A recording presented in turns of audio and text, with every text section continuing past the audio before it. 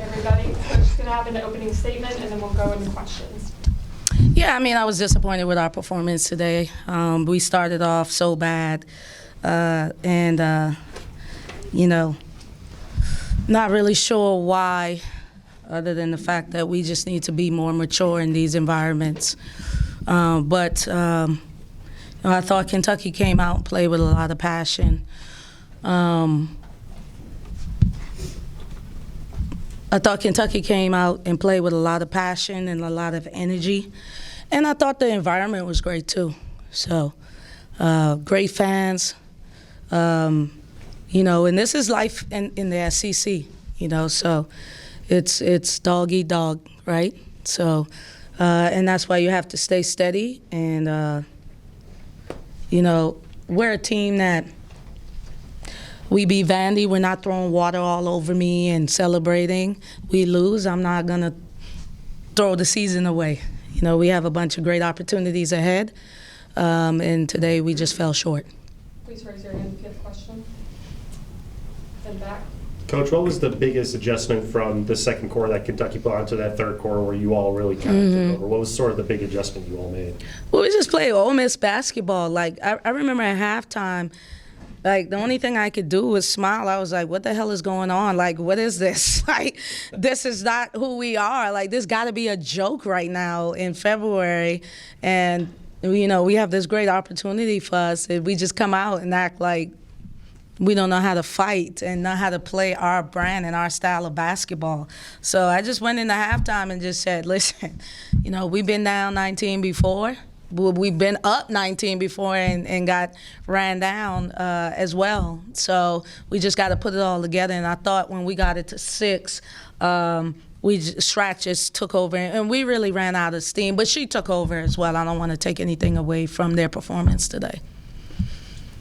Feels like consistency has been one of the biggest problems for you guys. What do you kind of have to instill in them mentality-wise to get them there before March? Yeah, I think that my team is going to be that type of team that is going to have ebbs and flows. And my hope, and that's me being optimistic, and I'm usually not that optimistic, but my hope is that, but I've been coaching 20-plus years, and I know that if I continue to lead and teach and they continue to buy in, they'll reap at the right time. So every time we do well, I'm like, maybe we're ready to reap, and then we'll do something like this. I'm like, okay, we're not ready to reap yet. We still need to watch more film and more tape.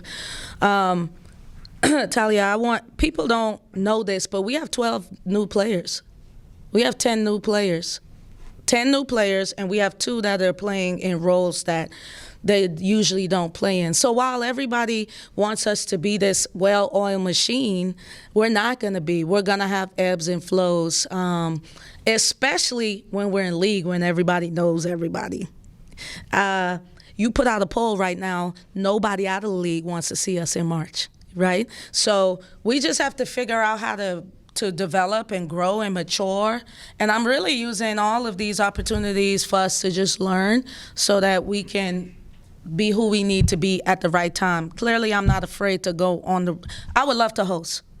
But Coach Yo, Ole Miss women's basketball, if you research us, we ain't afraid to go on the road either. Our 2 biggest wins this year against Oklahoma and Vandy was on the road. So for us, it really doesn't matter. I'm more focused on us learning from these and figuring out how to put 40 minutes together consistently. Right here in front. Coach, you brought up the point that you have 10 new players. We're seeing in this stage of college basketball, that's really common. But a lot of teams have not been able to, adapt and pick up these big wins. What do you take from those moments of, wow, this is good chemistry, to instill to, put forth maybe a bigger effort, that Ole Miss effort? Yeah. It's really a mentality from like the jump. For some reason, this game, I didn't feel the energy that I felt when we were getting ready to play Vanderbilt. I keep saying Vanderbilt because that was our latest one. And it was like a different energy. And today, the energy wasn't what it should be. And so our leadership needs to feel that earlier, and they need to kind of work through that before we get in. Teams that are doing well right now are player-led. And my team, for the most part, does a good job with that. But also, I think when I say player-led, that's each and every individual player. You know, I thought tonight, two players that needed to come with a great amount of energy didn't, and it really, you know, hurt us in the first half. And then also, too, like we're known as a defensive team, and we let Kentucky score 74 points. Now, they got on a roll, and they started throwing stuff up. Everything went in, right? But there was some stuff in the first half, that's what I'm focused on, where it was like uncharacteristic defensive lapses. Same in the Alabama game. So we have to, we are still, it seems like we're going through a little identity crisis. You know, when we're doing well, yeah, we're a defensive team. And then we're like, oh, but I want to score a bunch. But we score a bunch when we guard. And so it's just getting them to understand that our defense is going to be the engine to our offense. We're going to go to the right, second row.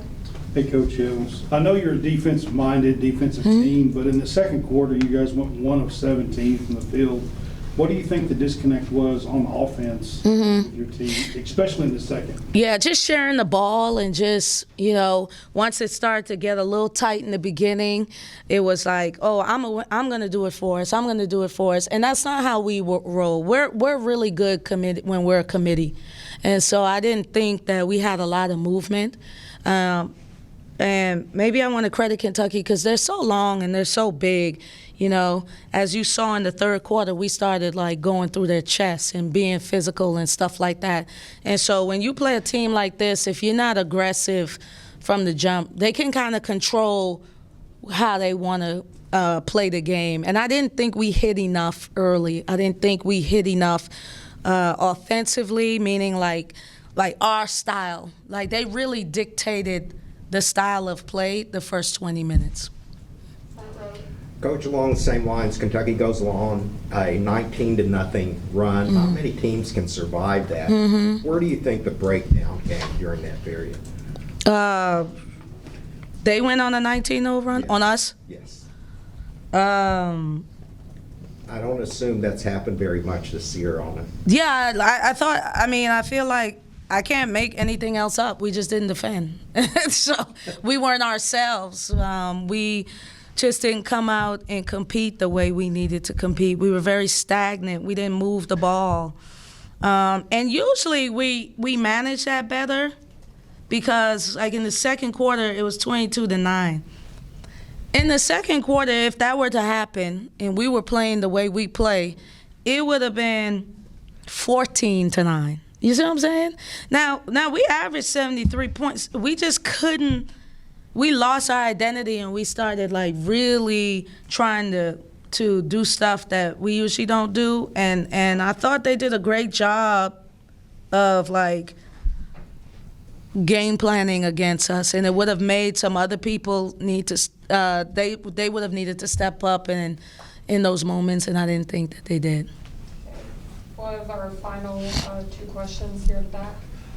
Coach, I've asked Brooks this. He talks about the parity in this league. You mentioned, it's dog eat dog. You have moments where your team thinks they're ready to read and they're not. But just talk about, league play, especially this late in the season, where wins, can affect seeding in the conference tournament, even in the national tournament. Just about, how every night is different. How's that as a coach where, like you said, the energy for Vandy could be something, the energy for this game? Yeah, what's interesting? Like, I wish we didn't have the conference tournament because all we do in the SEC is beat each other up. And if you look at the history of our league, we always have anywhere from 4 to 5 to 6 teams in the Sweet 16 because this is a really good league. But when we're in here fighting night in and night out, it's tough. And you can lose at any point. I was just told walking here that Vandy just lost to Georgia. I do. Yeah. I'm telling you, that's this league. Because we know each other so well. It doesn't mean that Vandy is not an elite team. It means that they walked in and Georgia said, not on our home court. That's how it works. And if you win one on someone's home court, you coming out there with some bullets and scratches. Like, you just don't get to walk into people's gym and win. That's not how it works. And sometimes I think we can get penalized for that. But, and so people have their own narratives, but, Kentucky's a good team. We're a good team. We have, I think at one point we had 10 in the top 25. Like, this league is deep, and you really could lose any night.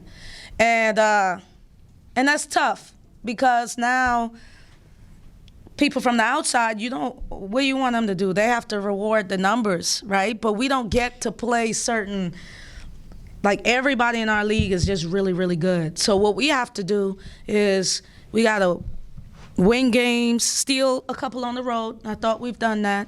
And then we got to protect home court. And luckily for us, we got a Tuesday game because we had to make it up with Tennessee. And then we have LSU. And then we have South Carolina. So, you know what I'm saying? Like, at the end of the day, now we just got to take everything 1-0. And so we went 0-1 today, and then we'll focus on Tuesday going 1-0 and let the chips fall where they may. Because I do believe, to your point, the question, that every team that goes to the NCAA tournament will be a tough out. Last question here on the left. Coach Claire Strack's obviously a very tough assignment. Yeah. Again, for any team. Just what did she do today, and what does she really bring to Kentucky that's so hard to scout against? Yeah, I mean, I thought she was great today. I thought when it got to 6, I think she ended up scoring the next 6 baskets. I mean, the next 6 points. I thought she just willed them to a win. Her fadeaway is very difficult. We wanted a different matchup, couldn't get that at sometimes, and had we hadn't had to dig from a deeper hole, maybe we could have done some things to make sure she didn't touch the ball. And she did, and so that really hurt us. But I mean, she's a great player, and she just stepped up and willed them. Cody tried to will us, but we just ran out of steam. And Toni Morgan is pretty special too, as far as just controlling the floor and stuff that they want. I thought she did a great job. But when I look at the stats, like Hassett, when we beat them last year, Hassett didn't make a 3. And Boone is not supposed to get a 3 off against us. So I'm going to tell, right there, that's 12 points, 9 points. That's 21 points, y'all. Just because we didn't guard the 3. Now, to y'all, that may be like, oh, that's hard. That's not hard for us to do, not when we're locked in. You don't get it, okay? Ask Missouri, ask Vandy. Like, we don't give that up. So the fact that we gave that up, and I mentioned those 2 teams because they have really good three-point shooters, we usually take that away, and we didn't. And I think that's the difference. We could handle 28 points from Strack. We could handle 14 from Toni Morgan. We didn't want 9 from Hassett when we know that she shoots the 3. We didn't want Boone to go 4 from 8 from the 3. That was the difference. And so we can't, their supporting cast showed up in a big way, and ours didn't as much as I would like. Awesome, thank you. Okay, thanks.